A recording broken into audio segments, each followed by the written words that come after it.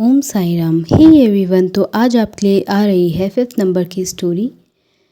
वो कहानी जो है केवल और केवल साईं भक्तों की ज़ुबानी।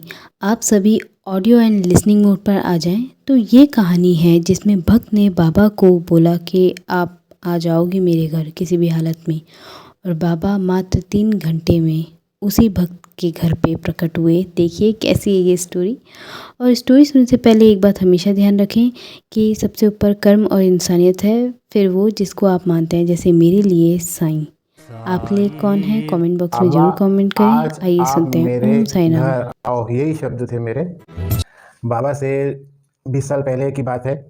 मैं हर गुरुवार मंदिर जाता था, साईं मंदिर, पर बाबा से उतना नहीं जुड़ा था जी। एक गुरुवार का दिन था।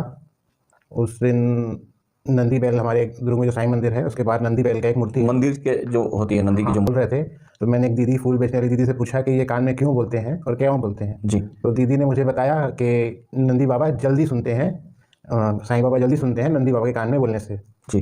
तो उस दिन गुरुवार का दिन था, 8:30 बजे का टाइम लगभग हुआ होगा। तो मैंने भी बाबा की परीक्षा लेने की कोशिश की। मतलब आपने सोचा कि बाबा की परीक्षा लेनी है? जी, मैं 20 साल पुरानी बात है तो परीक्षा लेने का मन हुआ बाबा का, और मुझे थोड़ा लगा कि ऐसा नहीं होता होगा जो दीदी बोल रही है, फूल वाली दीदी। मतलब आपको विश्वास नहीं था कि नंदी से अगर बात करेंगे तो बाबा सुन लेंगे, ऐसा दीदी ने कहा, पर मुझे विश्वास नहीं था। तो मैंने इस बात की परीक्षा करनी चाहिए। लगभग 8:30 बजे मैंने नंदी के कान में ये कहा कि बाबा आज आप मेरे घर आओ, यही शब्द थे मेरे। और आज का दिन समाप्त होने में 3-3.5 घंटे बचे थे, 12 बजे दिन समाप्त हो जाता है। तो मैंने चैलेंज करके मैं वहाँ से दुकान अपने चला गया।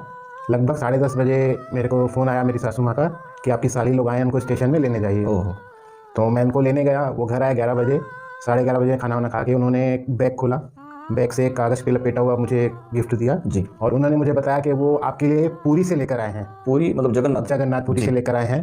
तो जब मैंने वो गिफ्ट कागज़ हटाया, न्यूज़पेपर से लपेटा हुआ वो कागज़ हटाया, तो बाबा की एक बहुत सुंदर मूर्ति 11:30 बजे मेरे हाथ में मेरे घर में थी। क्या बात है। उस दिन मैं बहुत रोया। मैं अपने ऊपर गुस्सा भी हुआ कि मैं किस परम शक्ति की परीक्षा ले रहा था, और वो जड़ मूल चमत्कार कहूँगा मैं, मेरे बाबा से जुड़ने का वो प्रथम चमत्कार था। मतलब बाबा से आपने एक प्रकार से चैलेंज किया था जी। और बाबा ने उस चैलेंज को स्वीकारते हुए 3 घंटे में वो चैलेंज बाबा ने पूरा किया और आपके घर आके आपके पूरे परिवार को दर्शन कराया। मेरी भावना थी उनको बाबा को बुलाने की घर पे, लेकिन मैंने वो थोड़ा चैलेंज के रूप में।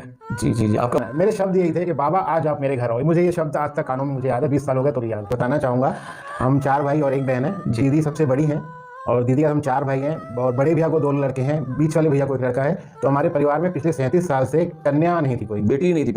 37 साल से। क्या बात है। और मुझे ऐसा लगता था कि बाबा से मैंने जिद की, एक झगड़ा किया कि मुझे बेटी ही होना बाबा। और बाबा से मैंने मांगा कि नॉर्मल डिलीवरी होना चाहिए मेरी वाइफ का, और कन्या होना चाहिए। सब बच्चा और जच्चा दोनों स्वस्थ रहेंगे। मेरी बाबा से मांग थी, जिद करते हुए, झगड़ा करते हुए। और मन में था कि कन्या हो हमारे घर में, और मैंने बहुत, मेरी भावना कन्या पर ही थी। हर कोई बेटा मांगता है, लेकिन आज से 16 साल पहले की बात है ये जी। मैंने बेटी ही मांगी, और किस्मत से वो दिन बाबा की कृपा हुई। 2 अप्रैल 2006 सुबह 6 बजे मुझे कन्या ही, मेरी वाइफ को डिलीवरी भी नॉर्मल हुई, और सब जच्चा बच्चा स्वस्थ थे। वो दिन मैं कभी नहीं भूलता। बहुत आंखों से आंसू आए मेरे उस दिन, बहुत रोया मैं। क्या बात है। मेरे लिए सब कुछ बाबा ही हैं। मेरे दिन भर दिमाग में मेरे बाबा ही चलते रहते हैं। मेरे पिता कहो, माँ कहो, गुरु कहो, ईश्वर कहो, सब मैं बाबा को ही मानता हूँ। मेरे बहुत बड़ा परिवार है, बाबा की मेरे परिवार में बहुत कृपा रही है। क्या बात है।